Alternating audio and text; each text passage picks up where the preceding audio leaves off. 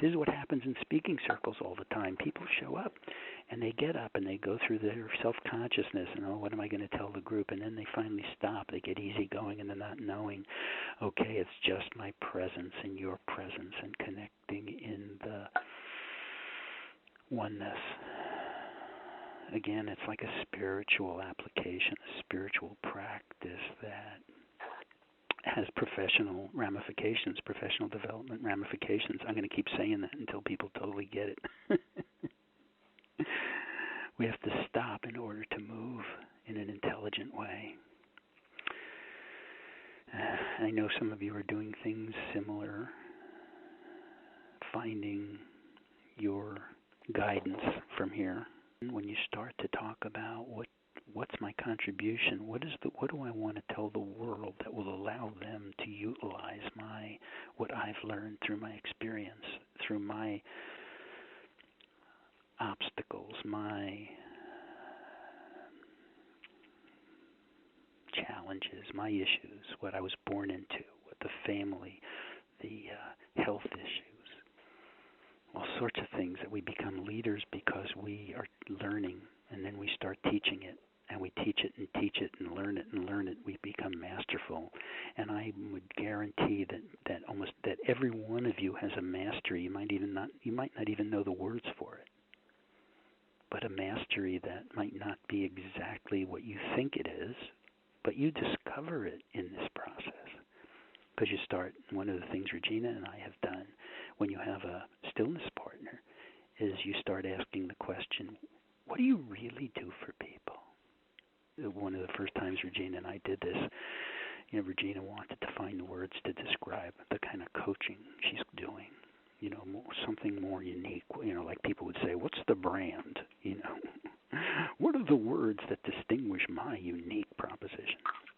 So I'd say, okay, Regina, first we take the breath in with the eyes closed and the eyes open. Regina, what do you really do for people? And she'd take a minute. I'd say, thank you, Regina. What do you really do for people? So another minute, maybe 3 or 4 minutes in, she starts to say, well, gee, it's really not what I do, it's what I be for people.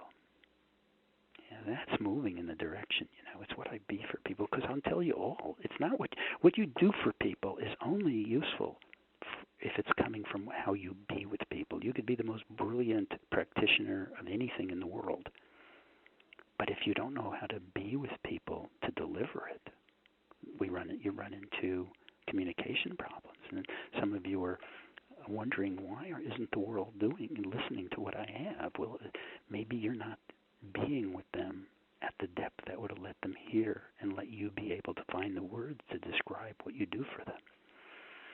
So Regina got into what she bees for people. And then maybe by the 8th minute, she comes up with the phrase, I'm companion to magnificence. Now, she didn't hear herself say that because she was channeling, she was in it, she was sourcing. But I got to say, Regina, you just say, and you can in your turns say what you hear. Not try to steer the person, but say what you hear. Regina, I heard you say you're companion to magnificence. Wow, that sounds like something. Well, that turns out to be what's on Regina's business card now. Companion to magnificence. And it fits her to a T. It fits her so well. Now, that took like 15 minutes of this process. And I don't know any other way it could have come around but from being heard, being listened, not being reasoned with, not being talked with, but finding how from a deep place of knowing what fit and having someone listen who could say feedback what they heard. Because when I heard it, I went, woo, ding, ding, ding, ding. This is what Regina does for me. That's an example. So really, it's interesting. As I work with people and I say find a partner, many people either don't know how to find a partner or don't know how to ask. But you all have one available. It might not be who you think it would be or think it should be. But just stop and look at who your contacts are. It doesn't have to be somebody that you're very close to now, but somebody who has a commonality to you.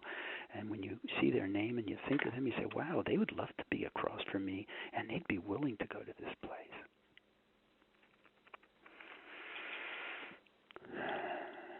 Stillness partners. Anybody else have a question? First of all, I'd like to just comment on the calming effect that your integrated breathing brings to the conversation. It was palatable, and it was quite nice. I also just feel a little bit lost on how I might go about finding a stillness partner. A quick idea. It wants to be somebody that you can get together eye to eye in person. Mm-hmm. Now, once you can do this eye to eye, you can do it on the phone, but you want to do it eye to eye.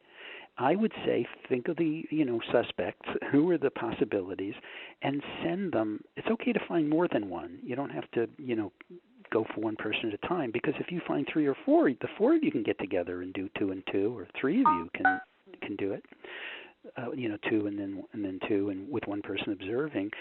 Send the video. Send a link to the video of Regina and I. It's a 9-minute video, and it really lays out the feel. Yeah, and for any of you, send it out to a few people locally, and see who. Once people look at it, and they'll either say, "Wow, I'd like to do it," or they won't be interested. But for all of you, that's a quick shortcut to finding somebody to get going with. And it may not work out with a person, and you might try another person. Okay. Also, you can do it in the mirror with yourself somewhat. Give it a shot. Be still with yourself in the mirror and breathe with yourself. You may find that creates a little bit of anxiety. That would be fine, because that would mean that's in your way, and that's been in your way, and you can get to be easygoing in the not knowing being with yourself without having to wink at yourself in the mirror or smile. What is it to really commune with yourself? We got time for 1 or 2 more questions or comments. Lee, this is Diana from Utah. Yes, Diana. I just want to thank Jane for asking the question that she did, because it was something that was on my mind about reaching across to find somebody or a community of people that are interested in this concept. And since I didn't hear anybody on this call from Utah, one of the questions I had was, is this possible to practice this online or over a phone call with somebody? And you had just said that the first step really needs to be eye to eye. So I was wondering if you could briefly just talk to that. Well, your question is, why do you need to start this eye to eye? Mm-hmm. Well, that's where, the eyes is where we block.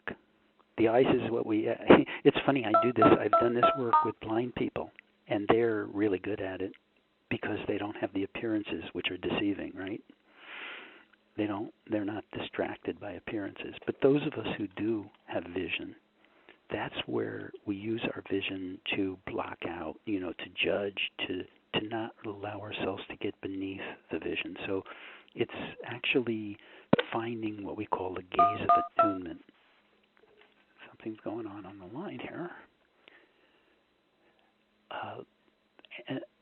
There's a gaze of attunement that we were supposed to get from our mom and our dad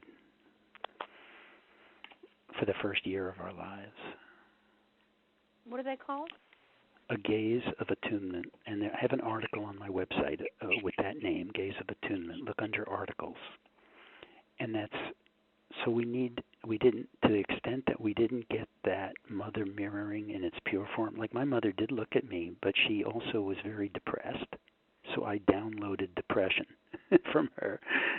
And when I'd look out at audiences or other women, in my audiences, I would see that I would read into them that they were pitying me, that they felt sorry for me because I'd project my mom onto them. My father's gaze, which didn't come very easily, was one of a glare of contempt. So that's what I got as a child, as an infant, and that's what, or at least when I was 2 years old, when I started having something to say, I guess. But that's why when I'd look in an audience, I would see the men, I would project that they had contempt for me. So all this stuff with the eyes is regazing, the speaking circle work. It's regazing, finding the calibrated gaze of attunement. That's the scientific word is it's a gaze of attunement. It's what allows us to attune with other humans. If we had that when we were infants, we would not necessarily have any anxiety or stage fright. But those of us who don't get it, and in this, stressful world, how many people had parents who could really be with us at that level? So we actually science, and there's articles on my website from the scientific research basis of how we build new neural pathways through regazing. So we need these kind, accepting eyes in order to build new neural pathways that associate being seen with pleasure and expansion. Because my early neural pathways, our brains were actually hardwired, some of us, for associating being seen with anxiety and contraction. As we build new ones through practice with a partner or in front of a speaking circle or study group in this work, we build new neural pathways that are stronger and stronger that we go to when we're in front of groups. Now, scientists tell us that the old neural pathways, they are wired in, they're hardwired in. We don't get rid of them.